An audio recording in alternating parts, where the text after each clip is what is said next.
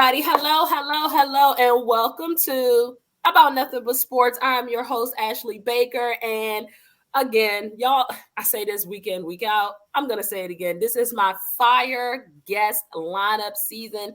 And it was a fire episode last week. It's a fire episode this week with Miss Chelsa Messinger, who is the co-host of the Daily Tip betting show on BetQL Network under Odyssey Sports. This girl has I have been captivated by you since I first saw your show. I'm like, oh man, she knows her stuff. And when I first started watching, I wasn't too intellectual on the betting side, but listening to you, listening to your co-host Michael Jenkins, obviously being tapped into BetQL. I work for them. Hi, employers. I work for them, but obviously being tapped into the entire world. Your show is one that I work, I watch, I enjoy. So thank you for tapping into the show. How are you? Yeah, what an intro. It's always nice when you go on shows and they genuinely seem like they like you. Because Yeah, you know how it is. Like sometimes I have to do these radio hits where, I'm contractually obligated. So it's not like they necessarily want to have me on. So it's nice to have a warm welcome. So nice job. That's a great way to make your guest feel comfortable and at home. absolutely. And again, I've felt like that since I've been tapping into the show. I'm like, you and Jenks make me feel welcome and at home, and it's very, very down to earth. So per usual, I'm not going to keep you long. Me and her discussed. I'm not going to keep you super long, but I do want to get into just you overall. I like for my listeners, my viewers to kind of tap into who the host is and your background and kind of what you do. Before we start talking the football stuff, because that's what people really came here for. I get it, y'all. Y'all want to hear football stuff. You want to hear about, and again, she's a betting expert, so we're gonna tap into that a bit. So let's start where, how did you actually get into sports media? Specifically, how did you get into tapping into what's rather, fairly a new world, which is the sports betting world? Yeah, I was in TV media for a long time. I did I want to say 8 or 9 years in the TV world where I was a TV sports anchor for multiple cities across the Southeast and for the CBS affiliate, for the NBC affiliate. I did it all. And then I took some time off to follow around my husband who played professional baseball for 11 seasons, played in the big leagues. But at the time, he was playing in Las Vegas for the AAA affiliate Mhm. for the Oakland A's. So we lived in Las Vegas and I was kind of itching to get some kind of part time job. I was kind of bored. And so I started working for this handicapping company. And this is long before sports betting was like legal everywhere, but clearly it's legal in Vegas. So before all this market exploded, I was working in sports betting just to kind of have something to do. I hosted a show for Picks and Parlays. And then a couple years after, sports betting really takes off. And here I am with great skills behind me from my TV career. And also, I actually knew sports betting, which at the time, there wasn't that many people with media experience and that sports betting experience. So I feel like I kind of had the best skills I could possibly have at the right time. I agree with what you just said. Like typically it's either or. So that's kind of how I came in. I know everything about the sports, but you would think that the sports betting would just click, and it's a completely different world. Did you play sports growing up, Chelsea? Yeah, I was an athlete in college. I swam at Okay. NC State. So swimming, it's not something that I bet on. But clearly you get the experience of being an athlete. And I think it sucks when people immediately ask that question to like females in general. They're like, well, why do you like sports? Do you ask males that question? Like, no. So like so many females are sports fans. And I think that we see that in the sports betting world too. Like so many big companies are gearing their marketing uh, pitches to more females now, which I think is great. You shouldn't have to have an excuse to be a sports fan if you're a female. And I love that people are starting to actually see that.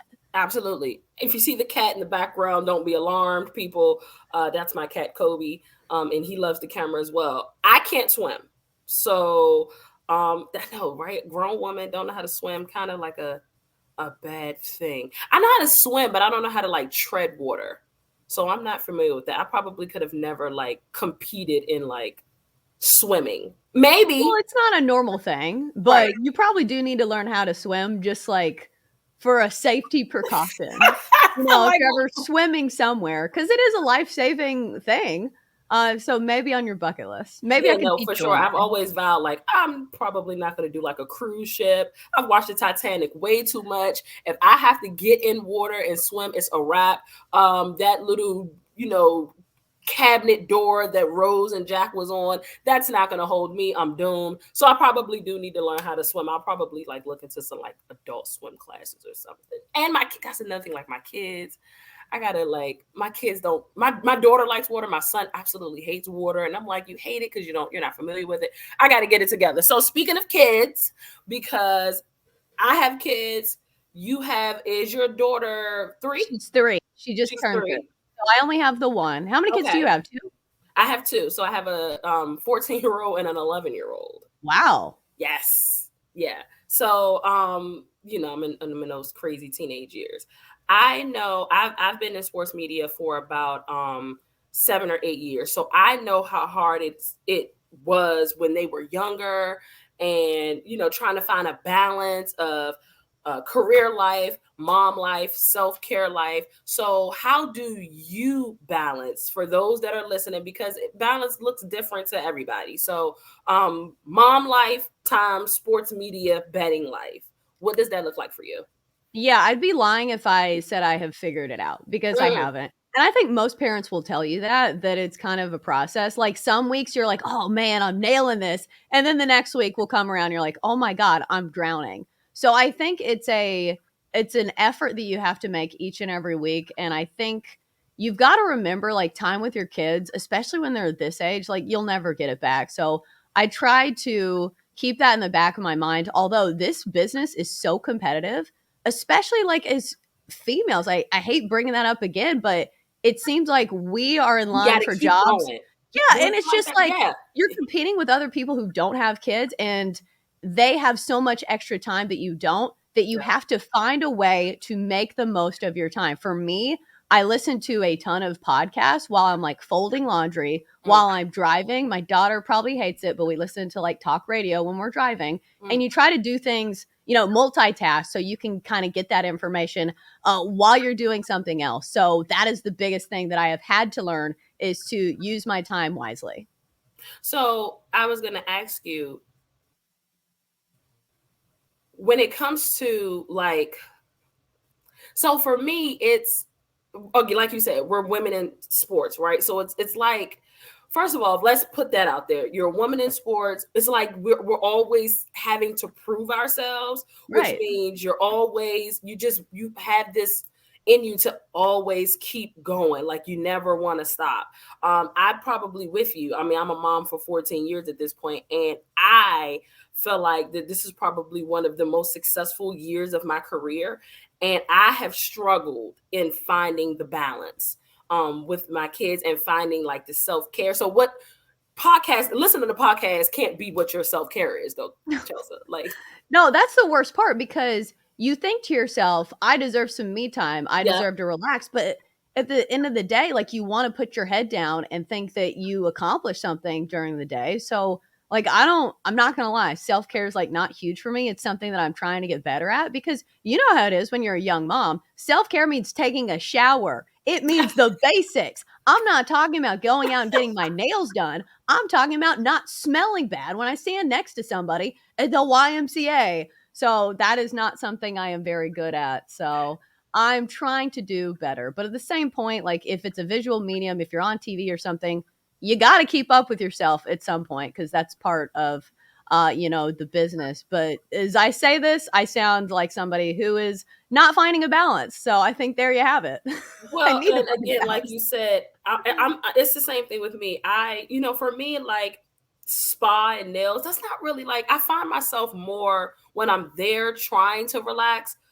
I find myself overthinking to relax. Like it's weird. Like, okay, Ash, close your eyes, try to think of nothing. And I feel like that takes more like energy out instead of just, when they're doing my feet, it tickles. That's not relaxing. Sometimes it hurts when that's just not relaxing to me. So I think for me, like relaxing is like gloomy day, under my covers, watching movies, only getting up to eat when I want to eat. So most of the time, that's when my kids are with their dad. You know what I mean? Like, because I don't have to fend or worry about anything but myself. So I think that that's what self care. So folks that are listening, women that are listening, men, because men are single parents in this business as well. Like, it's important to find self care time, whatever that might look like for you. Chelsea, whatever that looks like for you, sis, you got to go and get some self care time for sure.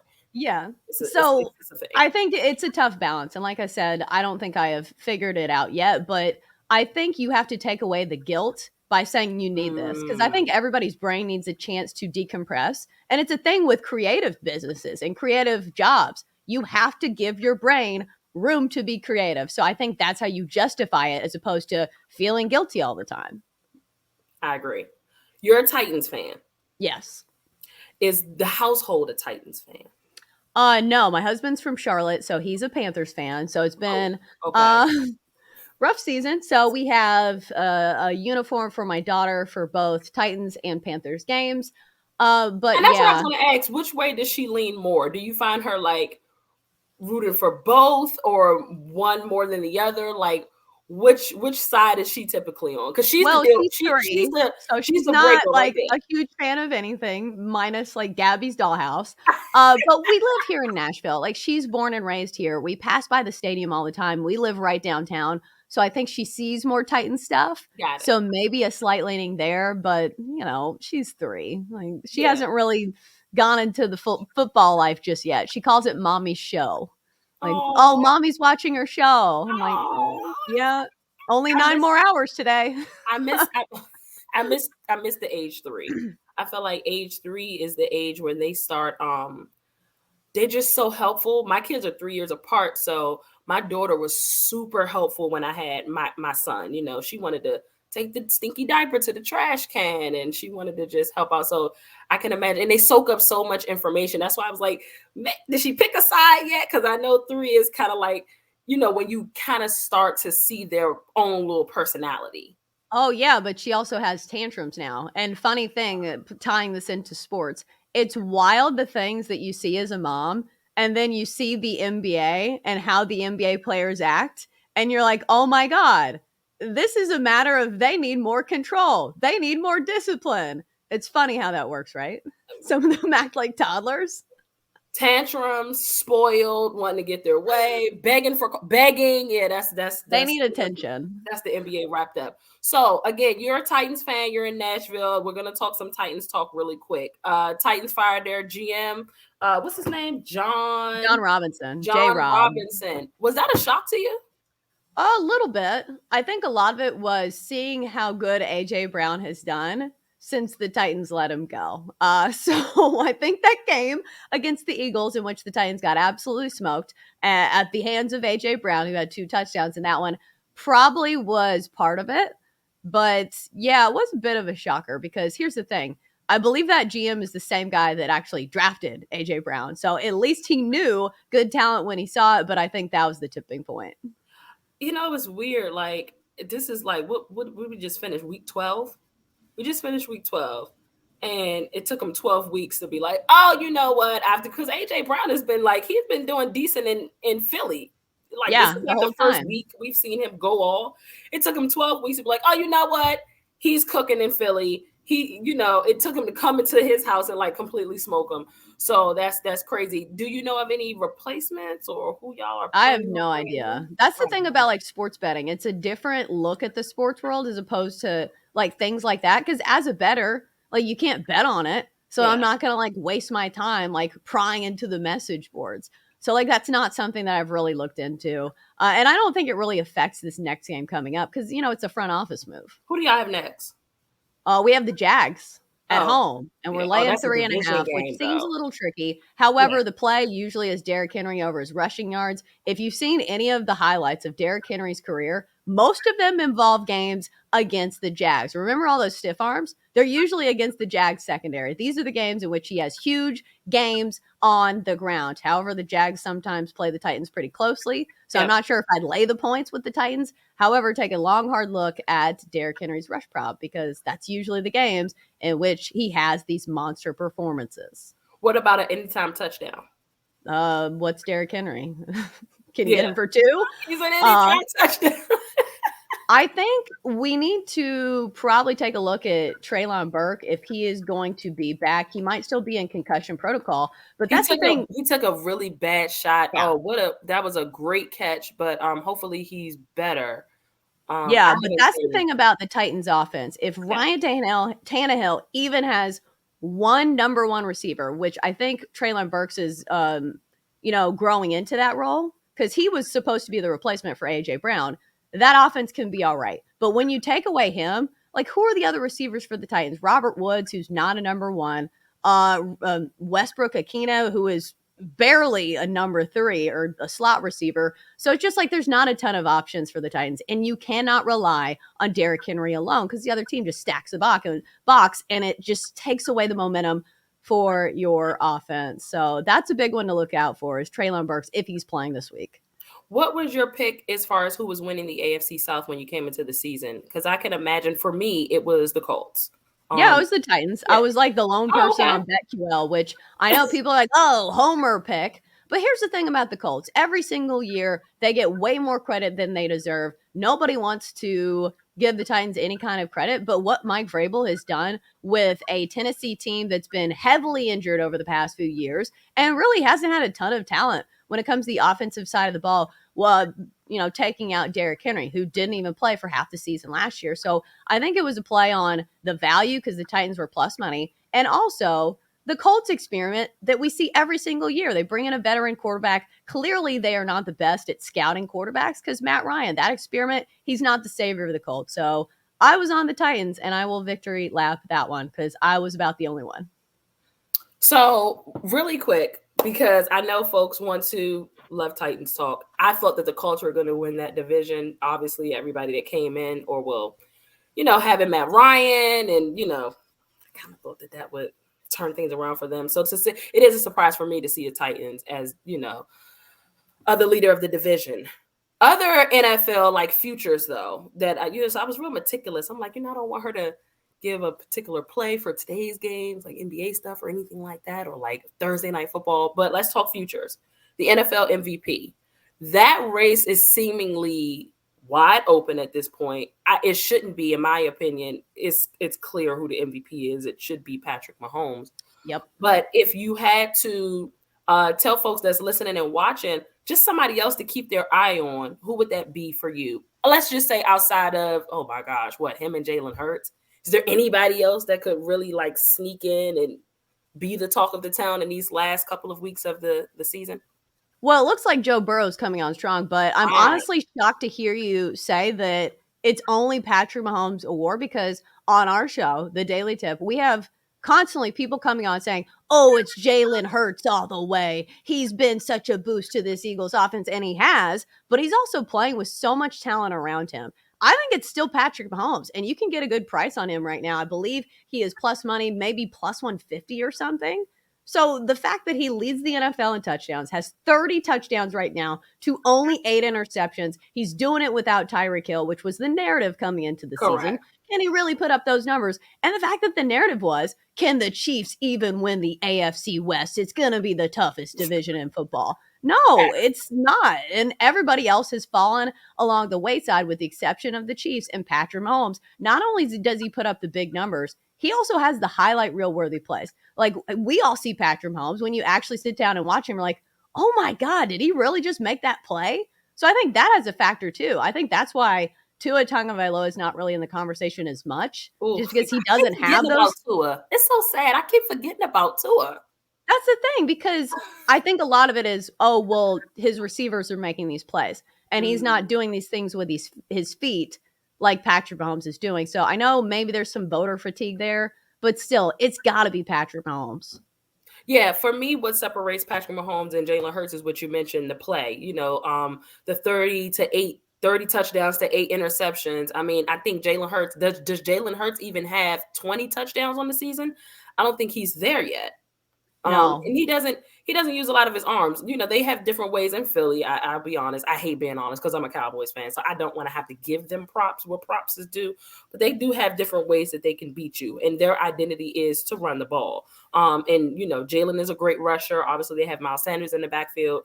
So for me, it's still Patrick Mahomes. I haven't seen that game yet where I feel like Jalen Hurts has had like an MVP moment, whereas we're getting MVP moments week in and week out from Patrick Mahomes. But Joe Burrow, would you kind of steer people that way? If not Patrick Mahomes, they want to be a little more of daredevils. Would you say maybe Joe Burrow? Because Joey B is warming up. I'm not gonna lie. Well, it's deja vu from last season. Like, this is Mm, exactly what they did last year. Started off really cold and then came out super hot down the stretch. So I think when you play in a passing offense like that, he's probably going to have some pretty big numbers to boot as well. But just looking at the numbers, I really don't think anybody's going to catch up to okay. Patrick Mahomes. But looking at Yeah. the touchdowns right now, Joe Burrow is second in the league in touchdowns passing wise, 25 touchdowns, 8 interceptions. And the X factor is, didn't he rush for a touchdown last week? He And he did. actually has been pretty good with his feet, which is not something you would think of Joe Burrow. So maybe that's the X factor when it comes to the MVP. Also, I'll say really quick before we move because I want to get your thoughts on defensive player of the year, and what that would look like for you. Also, maybe the fact that oh brother, did that leave me? I think that just left me that thought. What was I about to Oh, say that's about Joe okay. Burrow? It was about Joe Burrow. It'll come back to me. But defensive player of the year. So I'm pretty sure that this race is between who Nick Bosa and Micah Parsons. I know Matthew Judon was in the conversation. I don't know what his odds look like, but if you had to give a pick, who would you go with? Well, this one's pretty open and shut according to the books. Right now, Micah Parsons minus 500 to win Defensive Player of the Year. Nick Bosa right behind him at plus 250. I say right behind him, but not really. So Yeah. when you have odds like that, I don't think there's a ton of value. Like, Okay. unless you're taking Bosa there, just at the plus money, like, what do you lay him minus 500? Like, what if he gets hurt? So I Yes. just feel like this is not an award that I am really running to bet on. You don't think that that will change? Because I think Bosa's numbers are like better than Micah, but it's weird with the defensive player of the year award because I think Bosa's numbers are better than Micah's if I saw what I saw correctly the other day. But I'm pretty sure folks are looking at just the impact that Micah has on the defense, even though his numbers aren't what Bosa's numbers are. Yeah, I think that's the difference between offensive and defensive player of the year because it's not just numbers. Like when you think of a great defensive player, you're not running to the stat sheet to check what Von Miller did. You know what he means when you watch the game. So I think voters see that and it's going to be who was the most key piece of their defense and it's probably Micah Parsons. The way that he's kind of like a chess piece and they can move him anywhere on the field and make a huge difference in the game, especially on the defensive end. So I think it's still Micah Parsons. This is the last one, and then we're gonna wrap. But I would be remiss if I didn't ask you about my Dallas Cowboys. I have to get your opinion on what the Cowboys look like for you. And obviously, what did you have? The Eagles obviously winning the division coming into the year. They made some great moves in the offseason. Um, how do you feel like the Patriots, the Cowboy season is going to end?